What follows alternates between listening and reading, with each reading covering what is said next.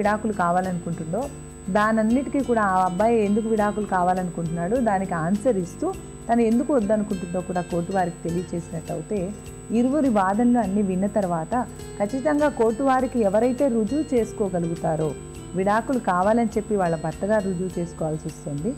ఎందుకని ఈ అమ్మాయి వద్దంటుంది, ఈ అమ్మాయి కనుక కోర్టు వారికి తెలియజేసినట్టు అయితే ఏది జస్టిస్ అనిపిస్తుంది అంటే కోర్టు వారికి ఇద్దరు వాదనలు విన్న తర్వాత కరెక్ట్ అనిపిస్తేనే విడాకులు ఇవ్వడం జరుగుతుంది తప్పిస్తే లేకపోతే ఈ అమ్మాయికి ఇష్టం లేదు కదా అని చెప్పేసి విడాకులు ఆ అబ్బాయి తీసేసుకుంటాడనో లేకపోతే నాకు ఇష్టం లేకున్నా కూడా వాళ్ళు కోర్టు వారికి ఏదో ఒకటి చెప్పి తీసుకుంటారని చెప్పి చాలామంది భయపడుతూ ఉంటారు.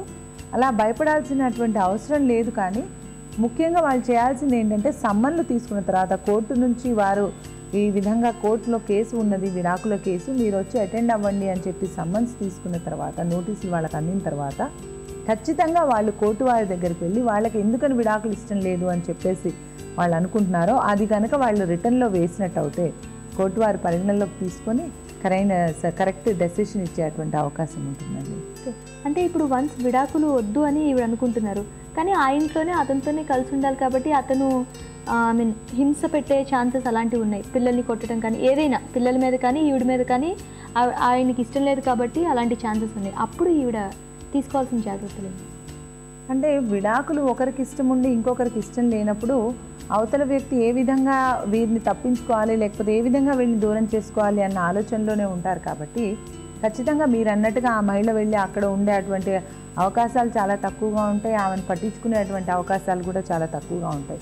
కాబట్టి ఈ మహిళ ఈ విడాకుల కేసులోనే కౌంటర్ క్లెయిమ్గా తను భర్తతో కలిసి ఉండాలనుకుంటుంది అని చెప్పేసి కౌంటర్ క్లెయిమ్గా అడగవచ్చు.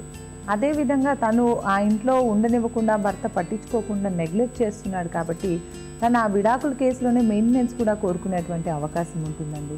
అంటే కొన్ని సందర్భాల్లో ఇంకా మేము చూస్తూ ఉంటాం ఏంటంటే పిల్లల్ని నీకు ఇవ్వను, పిల్లల్ని నా దగ్గరే పెట్టుకుంటాను, చిన్న పిల్లలు ఇప్పుడు ప్రస్తుత కేసులో కనుక చూసినట్టయితే 5 సంవత్సరాలు అయింది వివాహం అయ్యి అంటే పిల్లలు చాలా చిన్నవాళ్ళు అయ్యి ఉంటారు.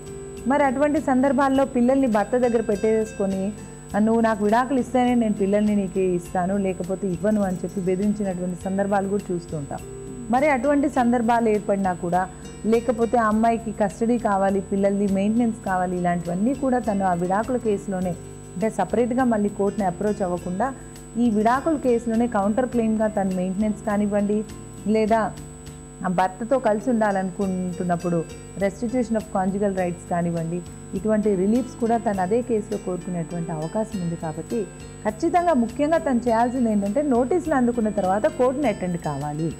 కోర్టు అటెండ్ అవ్వకుండా తను కేవలం నా భర్త విడాకులు ఫైల్ చేశాడు, నాకు ఇష్టం లేదు అయినా కూడా విడాకులు వచ్చేస్తుంది అని చెప్పి కోర్టుని అటెండ్ అవ్వకుండా ఉంటే మాత్రం ఎక్స్ పార్టీ ఆర్డర్స్ వచ్చేటువంటి అవకాశం ఉంటుందండి.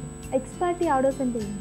ఎక్స్ పార్టీ ఆర్డర్స్ అంటే అండి నోటీసులు అందుకున్న తర్వాత కోర్టులో కేసు ఉంది అని తెలిసి కూడా వాళ్ళు కోర్టు అటెండ్ అవ్వకుండా ఉన్నప్పుడు కోర్టు వారు కోర్టుకు రాలేదు కాబట్టి అంటే వాళ్ళు నోటీసులు అందుకుని కూడా కోర్టుకు రాలేదు కాబట్టి వాళ్ళ ఆధ్వర్యంలో అంటే వాళ్ళు లేకున్నా కూడా వాళ్ళు ఉన్నట్టుగా ఆర్డర్స్ ప్రొనౌన్స్ చేయడం జరుగుతుంది. వాళ్ళకి ఎగెయిన్స్ట్గా ఆర్డర్స్ అంటే ఇప్పుడు ఈ అమ్మాయి సందర్భం కనుక తీసుకున్నట్టు అయితే భర్త డైవర్స్కి ఫైల్ చేశాడు అని చెప్పింది.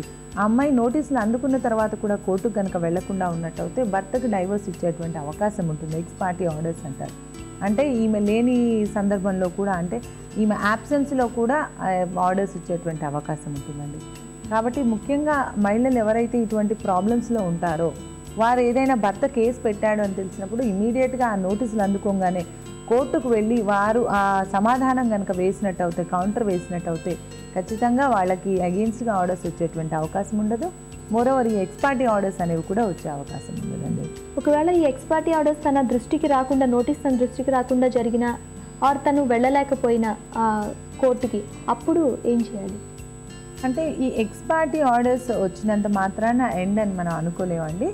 అపీల్ టైంలోపు అంటే వాళ్ళ ఎక్స్ పార్టీ ఆర్డర్స్ వచ్చిన తర్వాత ఆ మహిళ ఎందుకని నోటీసులు అందుకున్న తర్వాత కూడా కోర్టుకు రాలేకపోయింది లేదా తన దృష్టికి నోటీసులు అనేటివే రాలేదు, తన నోటీసులే రిసీవ్ చేసుకోలేదు అనేసి తను కనుక కోర్టు వారికి తెలియజేస్తే అంటే ఎంత త్వరగా తన దృష్టికి విడాకులు అయ్యింది అని చెప్పేసి తన దృష్టికి వస్తుందో తెలిసిన ఇమ్మీడియట్గా తన కోర్టుకు వెళ్ళి నాకు ఈ విధంగా ఎక్స్ పార్టీ ఆర్డర్ ఇచ్చారు, నా దృష్టికి అసలు కేసు ఫైల్ అయినట్టు కూడా తెలియదు, లేదా నోటీసులు అందుకున్నా కూడా ఏ కారణం చేత తను రాలేకపోయిందో కోర్టు వారికి తెలియచేసినట్టు అవుతే, తన ఆన్సర్ కనుక కన్విన్సింగ్గా ఉన్నట్టు అవుతే, కోర్టు వారు కనుక తను చెప్పినటువంటి సమాధానంతో కన్విన్స్ అయినట్టు అయితే ఖచ్చితంగా ఆ కేసును రీఓపెన్ చేసేటువంటి అవకాశం ఉంటుంది.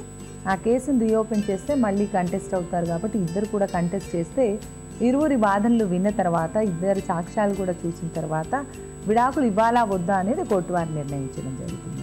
ఒకవేళ కోర్టులో డైవర్స్కి అప్లై చేశాక కోర్టులో కేసు నడుస్తుండగానే ఆర్డర్స్ రాకముందే వీళ్ళు ఇంకో వివాహం చేసుకోవచ్చు. డైవర్స్ కేసు ఫైల్ చేసినంత మాత్రాన విడాకులు పొందడం అనేది ఏం లేదండి. కాబట్టి ఒక వ్యక్తి డైవర్స్ ఫైల్ చేసిన తర్వాత ఖచ్చితంగా నాకు డైవర్స్ వస్తుంది అని చెప్పి నమ్మేటువంటి అవకాశాలు కూడా ఉండవు. కాబట్టి డైవర్స్ కేసు నడుస్తుండగా వివాహం కనుక చేసుకున్నట్టు అయితే వాళ్ళ వివాహం ఇంకా రద్దు కాలేదు కాబట్టి అది రెండో వివాహం కింద పరిగణించబడుతుంది. కాబట్టి మన సాంప్రదాయం ప్రకారం, భారతీయ సాంప్రదాయం ప్రకారం, హిందూ వివాహ చట్టం ప్రకారం మొదటి భార్య బతుకుండగా లేదా విడాకులు తీసుకోకుండా ఉండగా ఇంకొక పెళ్లి చేసుకోవడం నేరం కాబట్టి వాళ్ళు శిక్షార్హులు అవుతారు. కాబట్టి వివాహం అయిన తర్వాత డైవర్స్ గ్రాంట్ కాకముందు, అంటే డైవర్స్ కేసు నడుస్తున్నప్పటికీ కూడా అందులో ఆర్డర్స్ రాకముందు ఇరువురిలో భార్యాభర్తల్లో ఏ ఒక్కరు కూడా మళ్ళీ వివాహం చేసుకునేటువంటి అవకాశం ఉండదు. ఆ వివాహం కూడా వాళ్ళకి డైవర్స్ గ్రాంట్ అయిన తర్వాత మాత్రమే చేసుకోవాల్సినటువంటి అవకాశం ఉంటుంది. ఒకవేళ ఎక్స్పార్టీ ఆర్డర్స్ వచ్చినప్పటికీ కూడా ఈరోజు ఆర్డర్ వచ్చింది కదా అని రేపు వివాహం చేసుకునేటువంటి అవకాశం ఉండదు. ఎక్స్పార్టీ ఆర్డర్స్ వచ్చిన తర్వాత కూడా అపీల్ వేసుకునే అంత సమయం ఎంతైతే ఉంటుందో ఆ సమయం దాటిన తర్వాతనే వాళ్ళు వివాహం చేసుకోవాల్సినటువంటి అవకాశం ఉంటుంది. తప్పిస్తే అపీల్ పీరియడ్ దాటకుండా కూడా అక్కడ వివాహం చేసుకోకూడదు. చూశారు కదండి, విద్య గారు చెప్పిన సలహాలు సూచనలు మీకు ఎంతగానో ఉపయోగపడతాయని ఆశిస్తున్నాం. విద్య గారు మా సకులకు చట్టానికి సంబంధించి చాలా మంచి వివరాలను అందించారు. Thank you very much.